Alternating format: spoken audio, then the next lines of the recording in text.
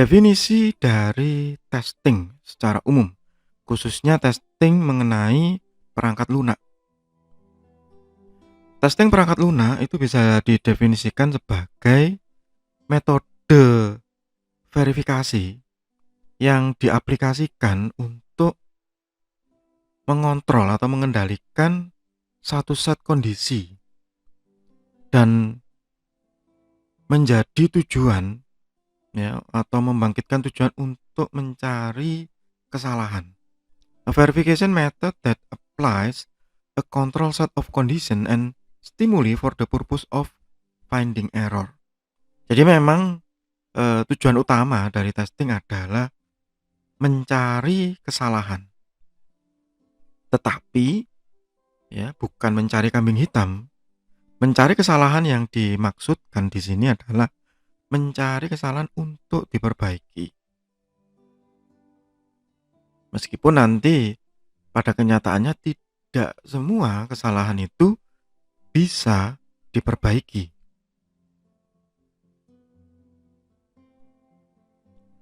Bisa juga didefinisikan bahwa testing adalah the most desirable method of verifying the functional and performance requirement.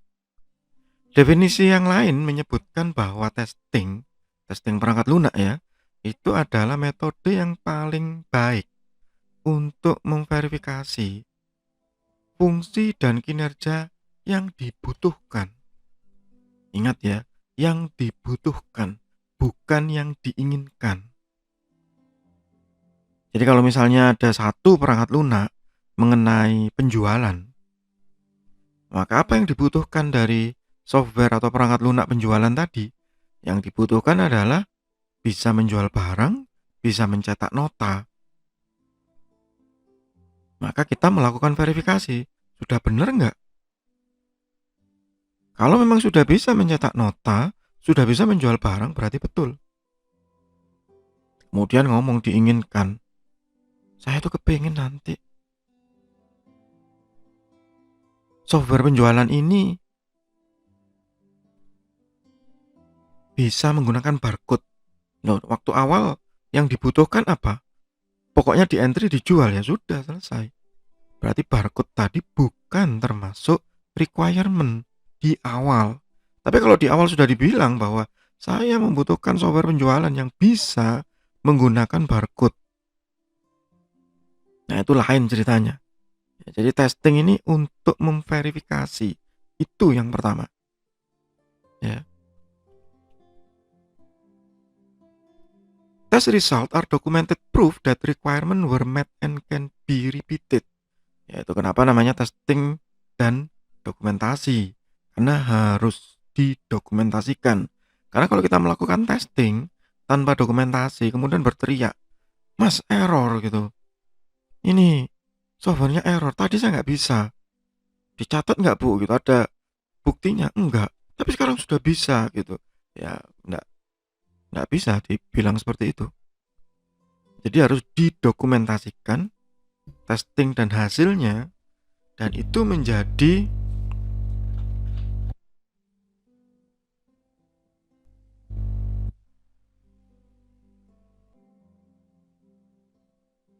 bukti bahwa kebutuhan yang sudah diterapkan di awal itu sudah bisa dipenuhi. The resulting data can be reviewed by all concerned for confirmation of capability. Jadi hasilnya itu bisa direview oleh orang-orang yang berkepentingan. Bagi Anda yang mengikuti mata kuliah saya dan nanti akan mendapatkan tugas untuk melakukan testing, ya, dan didokumentasikan dalam sebuah laporan, maka nanti akan melihat bahwa hasil dari testing itu bisa kita baca bersama-sama, bisa kita lihat bersama-sama, dan bisa dikonfirmasikan bahwa ini sudah memenuhi kebutuhan. Ada errornya, Pak, nggak masalah. Karena nanti tidak akan ada satupun software atau perangkat lunak yang betul-betul bebas dari error, itu nggak mungkin. Pasti ada. Sekarang tinggal level errornya. Apakah level errornya kecil atau level errornya besar?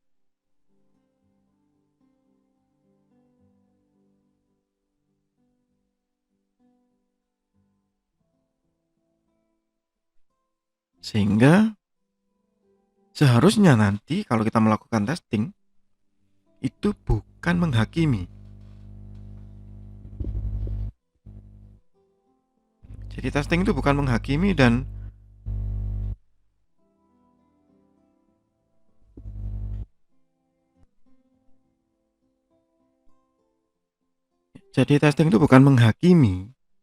bahwa kita punya satu pandangan yang pesimis. Ini pasti ada errornya. Ya, dan berusahalah untuk tidak menjadi psikopat begitu. Senang saat lihat orang lain susah dan susah saat lihat orang lain senang. Hingga waktu melakukan testing kemudian menemukan error, wah happy. Ini programmernya bodoh. Nah, misalnya begitu. Itu satu sikap yang tidak diperbolehkan oleh konsep testing. Bahwa seorang tester bukan judge, bukan hakim. Testing itu dilakukan untuk tujuan yang lebih baik. Bahwa kita melakukan testing ini memastikan, memverifikasi bahwa perangkat lunak tersebut bisa digunakan dan sudah memenuhi kebutuhan yang ditetapkan di awal.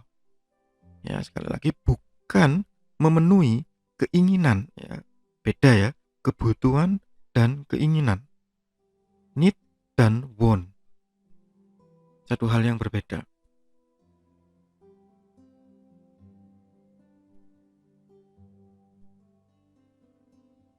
Prinsip dari seorang tester.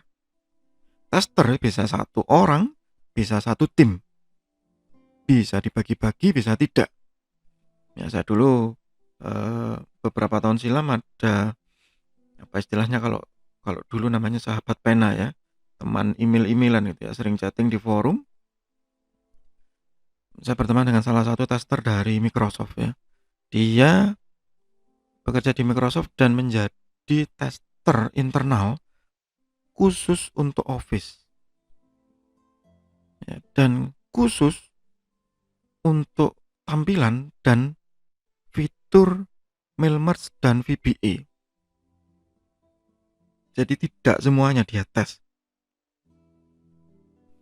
Kebetulan waktu itu mau launching Office berapa ya? Office 2016 kalau nggak salah.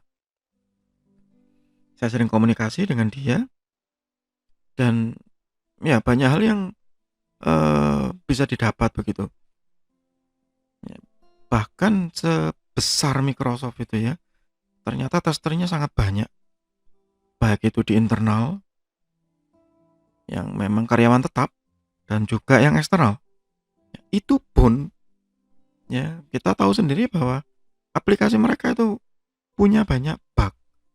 Padahal testernya sedemikian banyak. Ya karena softwarenya juga sedemikian besar. Ya. Dan itu menunjukkan bahwa testing itu bukan hal yang mudah. Itu yang pertama. Yang kedua, testing itu memang harus dilakukan oleh yang bukan programmernya sendiri. Karena kalau programmernya sendiri, yang membuat sendiri, melakukan eksekusi programnya sendiri, itu bukan testing. Itu debugging. Sama dengan kalau Anda masak, ngicipi sendiri ya rasanya ya enak gitu. Orang lain ya belum tentu. Kemudian Anda marah-marah, dasar. Kalau orang Jawa bilang ilate melungker gitu ya. Lidahnya nggak jelas itu. Ya bukan begitu ya, karena seleranya beda-beda. Sama dengan ini. Si programmernya sudah jungkir balik dan merasa saya sudah benar kok gitu. Waktu dites, kok ketemu ya salahnya. Di tempat saya masih bisa loh. Nah itu, ya itu kalau di teman-teman programmer gitu ya, terutama yang junior saya mesti marah kalau kayak begitu. Kenapa? Karena nggak boleh kita defense. Kita lihat dulu dokumentasinya. Kenapa kok bisa seperti itu? Apa penyebabnya? Seberapa parah kerusakan yang ditimbulkan? Itu yang harus dicek pertama kali, ya. Itu yang harus dicek pertama kali. Nah, sekarang prinsip menjadi tester. Seorang tester ya, merupakan bagian yang penting. Necessary part of a test case is a definition of the expected output or result. Jadi, tes yang paling penting, yang tidak penting itu diabaikan terlebih dulu. Selama masih bisa menjalankan fitur pentingnya, itu yang paling utama. Ya kayak penjualan tadi, bisa menjual, bisa. Bisa cetak nota, bisa, cukup. Tapi ini gini Pak, jadi dia itu agak miring-miring ke kiri kalau kita ngetik harga. Nah itu nanti dulu. Tetap dicatat, tapi bukan menjadi kebutuhan utama. A programmer should avoid attempting to test his or her own program. Ini tadi sudah saya jelaskan. A programming organization should not test its own program. Betul. Seperti tadi misalnya Microsoft tadi, memang punya divisi khusus tester. Bukan berarti tester tadi nggak bisa programming, tidak. Bisa. Ya tapi dia memang ada di divisi tester. Bahkan dia juga punya ya, Microsoft juga punya tester eksternal.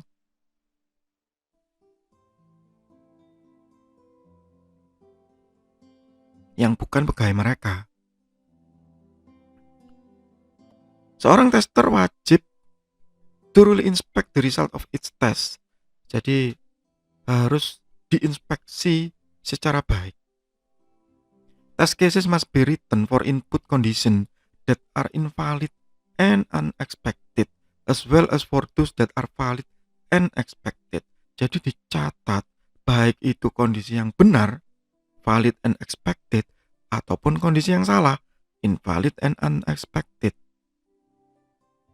Itu prinsip dasar menjadi seorang tester. Seorang tester ya, examining a program to see if it does not to do what it is supposed to do is only half the battle. The other half is seeing whether the program does what it is not supposed to do. Jadi kalau misalnya mengetes tadi program penjualan, sudah nyetak nota, sudah bisa menjual, sudah oke. Itu supposed to do. Ya itu memang kewajibannya begitu. Tapi kemudian tiba-tiba Anda habis mencetak, nah stoknya habis. Loh, kok masih bisa dijual gitu? Padahal ini sudah nol loh. Stoknya itu not supposed to do. Semuanya dicatat. Nah, ini butuh kreativitas. Ya, jadi tidak saklek, tidak kaku. Itu tester. Avoid throwaway test cases unless the program is truly throwaway program. Jadi, jangan membuang test case. Ya, jangan mengabaikan, kecuali memang itu diabaikan, tidak dipakai.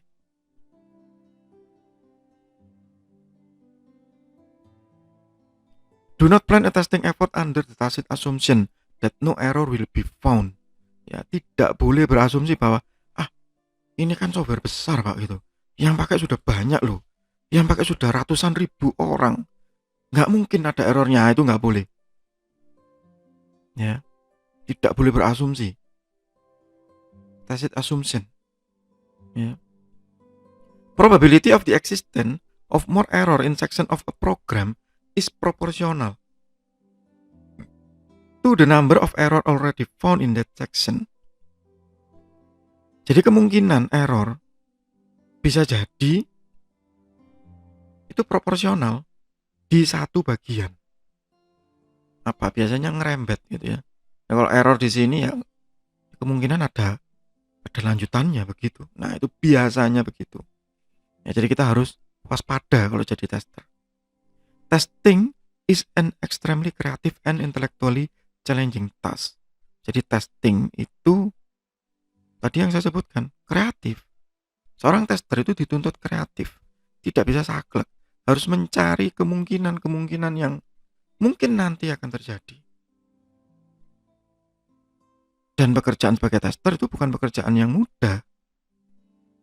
Pekerjaan sebagai tester itu pekerjaan yang membutuhkan kecerdasan. Sayangnya begitu, di Indonesia ini masih banyak stigma, masih banyak stempel bagi teman-teman yang bekerja sebagai tester. Khususnya kalau di software house yang besar. Ditanya, "Oh, bagian apa Mas itu?" Saya ada di divisi testing Pak gitu. Loh, cuma bagian testing gitu. Nah itu cuma bagian, nah cuma. Apalagi kalau yang sama teman IT kemudian langsung nempel cap gitu, "Ah, bagian testing." Bodoh itu pasti dia. Enggak, ini sesuatu hal yang sulit ya, bukan hal yang mudah. Bagiannya ikuti kelasnya nanti akan memahami kenapa kok ini tidak mudah begitu ya. Itu untuk sementara di bagian pertama dari Introduction to Testing, masih di mata kuliah online atau materi testing dan dokumentasi. Semoga bermanfaat, tetap sehat, tetap semangat. Terima kasih.